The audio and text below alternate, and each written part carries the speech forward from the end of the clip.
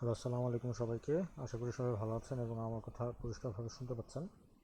GitHub নিয়ে আপনাদের বেশ কিছু কোশ্চেন ছিল যে গিটহাবে কীভাবে পুশ করতে হয়, কীভাবে পরবর্তীতে কোড আপলোড করতে হয়, আপডেট করতে হয়, এই বিষয়গুলো নিয়ে। তো ওগুলো নিয়ে আমি একটা ছোট টিউটোরিয়াল বানিয়ে দিচ্ছি। আশা করছি টিউটোরিয়ালটা আপনাদের উপকার আসবে। তো প্রথমে ধরেন আমরা একটা নতুন প্রজেক্ট নেব। তো নতুন প্রজেক্ট নেওয়ার জন্য আমরা নিউ ফোল্ডার একটা নিচ্ছি, নিয়ে ধরেন এটা নাম দিচ্ছি গিট গিট আপলোড বা কিছু একটা। হ্যাঁ, গিট আপলোড নাম দিলাম। এখন এটা ভিএস কোড ওপেন করি।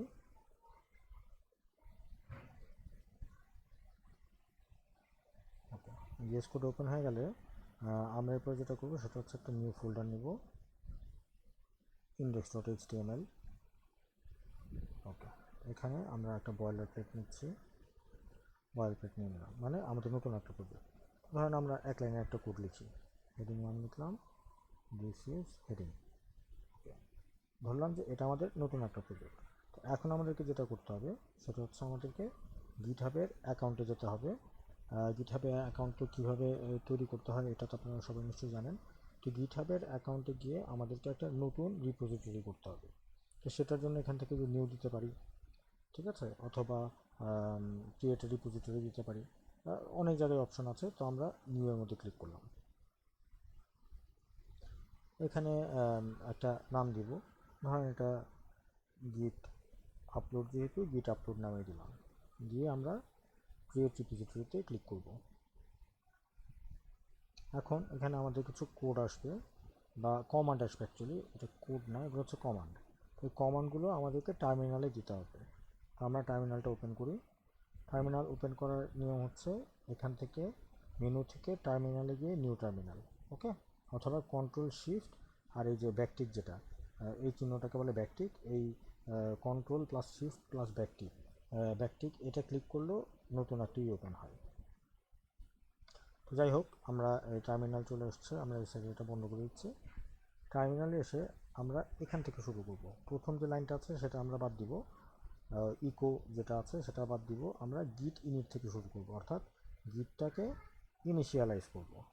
তো দেখতে পাচ্ছি যে ইনিশিয়ালাইজড এমটি গিট রিপোজিটরি, মানে একটা এমটি গিট রিপোজিটরি ইনিশিয়ালাইজ হয়েছে। এরপরে দ্বিতীয় লাইনে আমাদের একটু চেঞ্জ করতে হবে কমান্ডটা। দ্বিতীয় লাইনে বলছে কি গিট অ্যাড, মানে গিটের যেই ফাইলগুলো আপলোড হবে সেটা সেই লিস্টের মধ্যে অ্যাড করতে বলছে। এখানে অ্যাড বলছে রিডমি ডট এমডি। তো এটা দিয়ে রিডমি ডট এমডি নামের একটা ফাইল রিপোজিটরিতে অ্যাড করবে।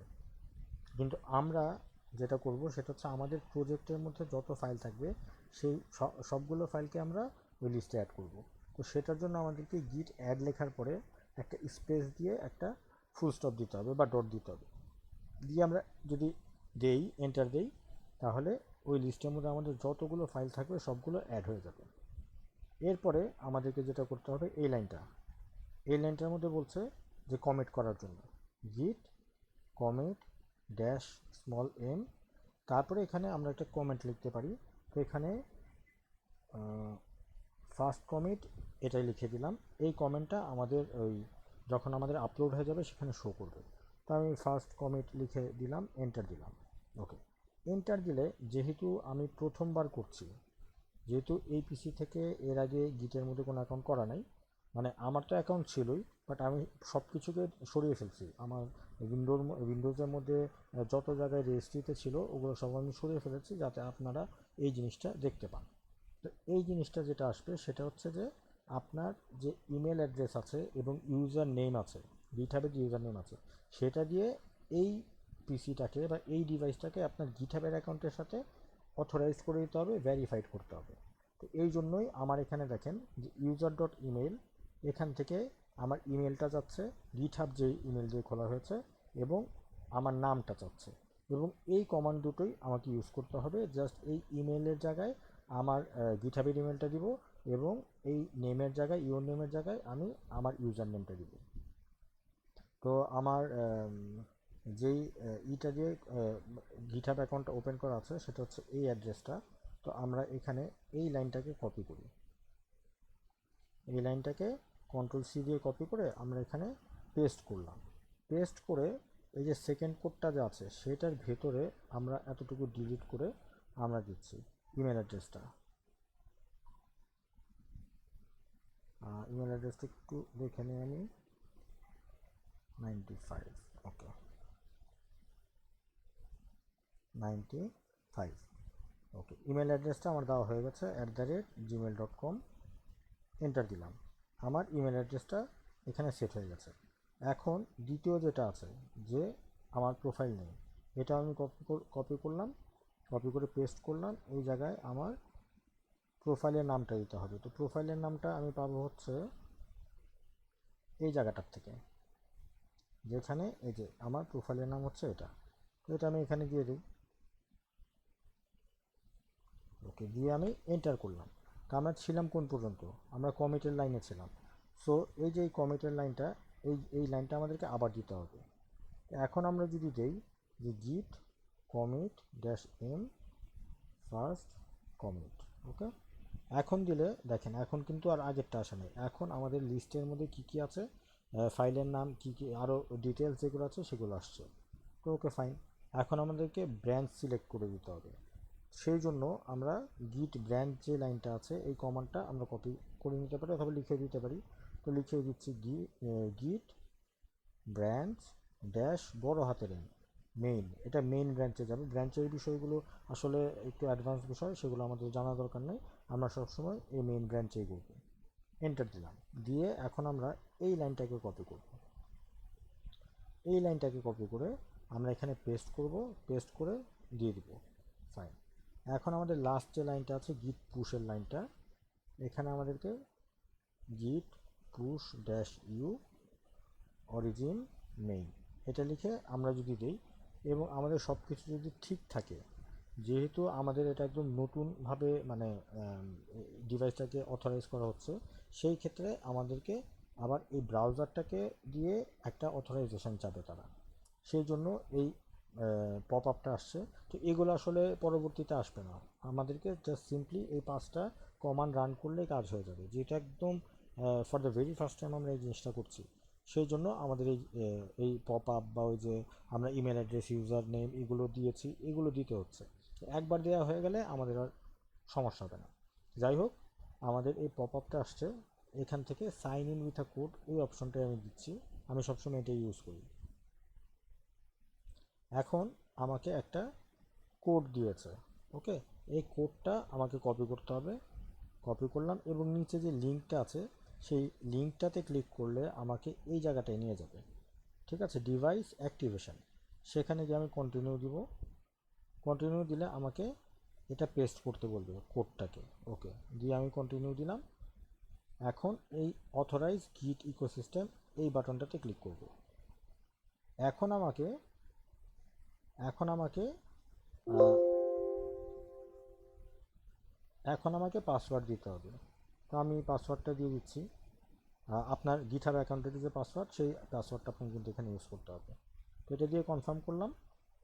কনফার্ম করলে এখানে যা বলে দিচ্ছে যে অল ইজ সেট, এখন আমরা মানে অথরাইজড হয়ে গেছে, আমরা এখন জাস্ট নর্মালি ইউজ করতে পারবো। এবং দেখেন যে অথরাইজ হওয়ার পরপর আমার যতগুলো ডাটা আছে সবগুলো 100% আপলোড হয়ে গেছে। তো আমার সব কিছু যে 100% আপলোড হয়ে গেছে এই জিনিসটা একদম মানে ওভারশিওর হওয়ার জন্য, আমরা তো এখান থেকেই দেখতে পাচ্ছি হয়ে গেছে, তারপরে ওভারশিওর হওয়ার জন্য আমাদের এখানে যেখানে কমান্ডগুলো ছিল সেই পেজে এসে আমরা একটা রিফ্রেশ দিব। রিফ্রেশ দিলে দেখতে পাবো যে আমার যেই যে ফাইলটা বানিয়েছিলাম প্রজেক্ট ফোল্ডারের যে ফাইলটা, সেই প্রজেক্ট ফোল্ডারের ফাইলটা আমার এখানে শো করবে। আমার প্রজেক্টের ভিতরে যতগুলো ফাইল থাকবে সব কিছু এখানে শো করবে এবং তখন আমি বুঝতে পারবো যে হ্যাঁ আমার যত কিছু মানে আমার প্রজেক্টে যত ফাইল ছিল সবগুলো আপলোড হয়ে গেছে, কমিট হয়ে গেছে। তাহলে এটা হচ্ছে গিয়ে নর্মাল প্রসেস। জাস্ট অথরাইজেশনের অংশটুকু বাদ দিলে বাকি যেই পার্টগুলো আছে, যেই স্টেপগুলো আছে সেই স্টেপগুলো ফলো করলেই হবে। তো এখন সেকেন্ড স্টেপে আমরা যেটা করব, ধরেন এটা আমাদের জাস্ট প্রজেক্টটা করা হয়েছে। তো এখন প্রজেক্টের মধ্যে ধরেন আমরা বেশ কিছু চেঞ্জ আনি, চেঞ্জ বলতে ধরেন নতুন কিছু অ্যাড করব। তো ধরেন আমি একটা প্যারাগ্রাফ অ্যাড করলাম লোরেন দিয়ে, ওকে, ফাইন। তারপর আমি ধরেন একটা লিঙ্ক অ্যাড করলাম, ধরেন ক্লিক মি, ওকে। তো এরকম ধরেন আমি একটা সেকশনের কাজ শেষ করলাম। আবার ধরেন আমি একটা সিএসএস ফাইলও অ্যাড করলাম, স্টাইল সিএসএস, হ্যাঁ, style dot CSS file add করলাম।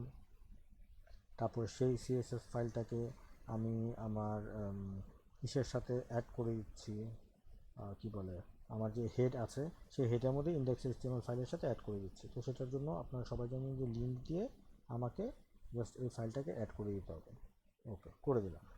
তাহলে এখন দেখা যাচ্ছে নতুন একটা ফাইল বানিয়েছি এবং এইচটিএমএল ফাইলটার মধ্যেও আমরা কিছু চেঞ্জ করেছি।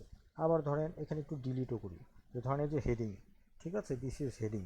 এখন এই হেডিংয়ের মধ্যে আমি ধরেন হেডিংটাকে বাদ দিয়ে নিউ H1 এটা এই কথাটা লিখে দিলাম, মানে কিছু চেঞ্জ করলাম। ওকে, সব চেঞ্জ করার পরে আমাদেরকে এখন আবার আপলোড করতে হবে। তো এই যে আমি আপলোড করব বা পুশ করব, সেই জিনিসটার জন্য এখন আসলে জাস্ট তিনটা আমাদেরকে কমান্ড দিতে হবে। প্রথম হচ্ছে অ্যাড করা, আমরা দিচ্ছি git add ডট দিলাম, তারপরে git commit -m। এখন এই জায়গার মধ্যে আমাদেরকে যেটা করতে হবে, একটা কমেন্ট লিখতে হবে। তো এই কমেন্টটা তেমনই কমেন্ট হওয়া উচিত যেই কমেন্টটা দিয়ে বোঝা যাবে যে এই যে এইবারের যে আপলোডটা আমি করলাম, এইবার যে আপডেটটা আমি করলাম বা পুশ করলাম, এখানে কি ধরনের কাজ আমি করেছি। তো আমি কি ধরনের কাজ করলাম, ধরেন নিউ সিএসএস ফাইল ক্রিয়েটেড, তারপরে হচ্ছে এইচটিএমএল ফাইল আপডেটেড, ওকে, দিয়ে আমি এটাকে এন্টার দিলাম। তাহলে আমাদের দুটো কিন্তু স্টেপ আমরা, মানে দুটো কমান্ড আমরা দিলাম, একটা হচ্ছে অ্যাড করলাম আর একটা হচ্ছে কমেন্ট করলাম। এখন জাস্ট গিট পুশ, জাস্ট এতটুকু দিতে হবে যে গিট পুশ, ওই যে ড্যাশ ইউ অরিজিন নেম এগুলো কিছু দিতে হবে না, জাস্ট গিট পুশ দিবেন। এই যে আপনার পুশ হয়ে গিয়েছে, অর্থাৎ আপডেট হয়ে গেছে। চেক করার জন্য আমরা এখানে যদি রিফ্রেশ দিই, তাহলে আমরা এখানে দেখতে পাবো যে এই যে কি আমরা কি কমেন্ট দিয়েছিলাম, যে নিউ সিএসএস ফাইল ক্রিয়েটেড, তারপরে এইচটিএমএল ফাইল আপডেটেড, এই দেখেন সেই কমেন্ট সহ আমাদের এগুলো আপডেট হয়ে গেছে। এবং এখানে আরও যেটা বিষয় আছে, এই যে দুটো কমেন্ট করেছি, প্রথমটা ছিল একদম ফার্স্ট কমেন্ট যখন আমরা প্রজেক্টটাকে প্রথমবারের মতো ইনিশিয়ালাইজ করে আপলোড করেছি, এবং দ্বিতীয় যে কমেন্টটা সেটা হচ্ছে কিছু আপডেট করলাম। তো কি আপডেট করলাম, কখন আপডেট করলাম, এই সব কিছুর হিসাব কিন্তু থাকে গিটহাবে। তো এটা ধরেন এই যে দুইটা কমেন্ট, যে এখানে যদি আমি ক্লিক করি তাহলে পুরো হিস্ট্রিটা পাবো। এই দেখেন প্রথম যেটা আছে, প্রথম কমিটে যা যা ছিল সব এখানে ক্লিক করলে দেখব। দ্বিতীয় কমিটে কি কি আপডেট হয়েছে, কিছু ডিলিট হয়েছে কিনা, নতুন ফাইল অ্যাড হয়েছে কিনা, কখন আমি করেছি, সে সব কিছু এখানে থাকবে। ধরেন আমরা এটাতে ক্লিক করলাম, ক্লিক করলে দেখেন এখানে কি দেখাচ্ছে, যে আমরা এই লিঙ্কটা কিন্তু অ্যাড করেছি। ওকে, তারপরে যে এখানে প্যারাগ্রাফটা অ্যাড করেছি, অ্যাঙ্করটা একটা অ্যাড করেছি, তার মানে আমি কি কি অ্যাড করলাম সেই জিনিসটাও এখানে দেখাচ্ছে। আবার এই যে স্টাইল সিএসএস যে ফাইল দিয়েছি, সেই স্টাইল সিএসএস ফাইলটাও যে অ্যাড হয়েছে সেটাও দেখাচ্ছে। তো এটাই হচ্ছে গিয়ে আমাদের গিটহাবের যে কোনো একটা প্রজেক্ট তৈরি করা এবং সেই প্রজেক্টটাকে আপলোড করার সিস্টেম এবং পরবর্তীতে আপডেট করার সিস্টেম। আপনি যখনই নতুন কোনো কিছু পুশ করতে চাবেন, জাস্ট প্রথমবার যখন রিপোজিটরি ক্রিয়েট হয়ে যাবে, কানেক্টেড হয়ে যাবে, তিনটা কমিট দিবেন, গিট অ্যাড, গিট কমিট এবং গিট পুশ, দ্যাটস ইট। তা আশা করি আমার এই ভিডিও থেকে আপনারা বুঝতে পারবেন যে কীভাবে গিটহাবটা ইউজ করতে হয়। এটা খুবই সহজ একটা প্রসেস, এটা আরও অনেকভাবে করা যায়, কিন্তু আমার কাছে মনে হয়েছে যে এই প্রসেসটা সবচেয়ে সহজ। আমি ব্যক্তিগতভাবে এটা ইউজ করি এবং আমার স্টুডেন্টদেরকেও আমি এটা ইউজ করতে বলি, কারণ এটা একদম খুব সিম্পলভাবে কাজ করে। তো সবাই ভালো থাকবেন। আর এরপরেও যদি আপনারা না বুঝতে পারেন বা অন্য কোনো ধরনের সমস্যা হয়, অন্য কোনো ধরনের ইরর দেখায়, সেই ক্ষেত্রে আমাকে জানাবেন। তবে একটা ইররের কথা আমি বলে দিচ্ছি আগে থেকেই, যেটা হচ্ছে যে npm বা git এগুলো দিয়ে আপনি যখন রান করবেন তখন হয়তো বলবে npm পাচ্ছে না বা এই ধরনের কিছু, এরকম কিছু একটা হতে পারে। ঠিক আছে, যদিও npmটা আসলে মূলত টেলউইন্ড যখন করা হয় তখনই ঝামেলাটা হয়। তারপরে আপনারা আপনাদের পিসিতে নোডটা ইনস্টল করে রাখেন। নোড ইনস্টল করবেন, কোত্থেকে করবেন আমি দেখিয়ে দিচ্ছি। এটা হচ্ছে জাভাস্ক্রিপ্ট নোড জেএস বলে এটাকে। তো নোড জেএসে লিখে সার্চ করবেন গুগলে, তারপর নোড জেএসের ওয়েবসাইটে চলে যাবেন। ওয়েবসাইটে গেলে এখানে ধরনের ডাউনলোড নোড জেএস বা এই ধরনের অপশন আছে, এখান থেকে ডাউনলোডে গেলে ডাউনলোডের মধ্যে আসবে এবং এখান থেকে প্রিবিল্ড ইনস্টলার, এখানে আরও বেশ কিছু অপশন আছে, ওগুলো দরকার নেই। আমরা জাস্ট প্রিবিল্ড ইনস্টলার এখানে ক্লিক করব এবং এখানে নোট জিএসের একদম লেটেস্ট যে ভার্সন আছে সেই লেটেস্ট ভার্সনটা আমাদের এখান থেকে ডাউনলোড করে ইনস্টল করে নিতে হবে।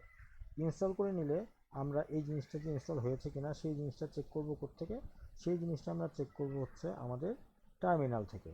যেমন আমার এই পিসিতে নোড ইনস্টল করা আছে, তো আমি জাস্ট এটা একটু ক্লিয়ার করে নিলাম। আমি জাস্ট নোডের ভার্সনটা চেক করলেই হবে। যদি নোড না থাকে তাহলে দেখাবে যে নাই, আর যদি থাকে ভার্সন নম্বরটা দেখাবে। তো এটার জন্য আমাদেরকে লিখতে হবে নোড ড্যাশ ভি, মানে নোডের ভার্সনটা দেখাও। দিলাম এই যে 20.16.0, এটা হচ্ছে আমার পিসিতে নোডের ভার্সন। এবং এখন দেখেন অলরেডি আমার পিসির থেকেও লেটেস্ট ভার্সন চলে আসছে 20.17.0। ওয়েল, এটা কোনো সমস্যা না, 20-এর মধ্যে থাকলেই হয়, এবং খুব বেশি যদি দরকার হয় পরবর্তীতে আবার আপডেট করে নেওয়া যাবে। তো আপনারা সবাই নোটটাকে ইনস্টল করে ফেলবেন, তাহলে দেখা যাবে এনপিএম রিলেটেড যদি সমস্যা থাকে সেগুলো সলভ হয়ে যাবে। আর আরেকটা জিনিস যেটা করতে হবে সেটা হচ্ছে গিট ইনস্টল করতে হবে। গিটটা জরুরি। তো আমরা লিখি যে ডাউনলোড গিট। ওকে, ডাউনলোড গিট লিখে এই যে দেখেন এই ওয়েবসাইটে git scm, এখানে যাবেন। এখানে গেলে দেখবেন যে গিটের যে পেজ, ডাউনলোডের পেজটা আছে সেটা চলে আসছে। এখানে ম্যাক, লিনাক্স এবং উইন্ডোজ তিনটাই আছে। উইন্ডোজের মধ্যে ক্লিক করে, ধরেন আমি ক্লিক করে দিলাম, উইন্ডোজে ক্লিক করলে আমাদের অপশন আসবে দুটো, একটা হচ্ছে 64 বিট আর একটা হচ্ছে 32 বিট। আপনাদের উইন্ডোজ কত বিটের, 32 বিট না 36 বিট, এটা আপনারা বের করে যেটা দরকার সেটা ডাউনলোড করে নেবেন। আর এটা যদি বলেন যে না আমার 32 বিট নাকি 64 বিট এই জিনিসটা আমার জানা নেই এবং আমি এটাও জানি না কীভাবে বের করতে হবে, তাহলে যেটা করবেন সেটা হচ্ছে আমি তো 10 ইউজ করছি এই মুহূর্তে। এখান থেকে এই যে দিস পিসি থেকে আমি প্রপার্টিজে যাব। প্রপার্টিজে গেলে আমাকে এখানে দেখাবে যে আমার অপারেটিং সিস্টেমটা, যে সিস্টেম টাইপের মধ্যে আমাকে দেখাবে যে কত বিটের অপারেটিং সিস্টেম। আমার হচ্ছে 64 বিট, এবং এখন সাধারণত ম্যাক্সিমাম মানুষেরই 64 বিটটা ইউজ করে, 32 বিটটা সাধারণত ইউজ করে না।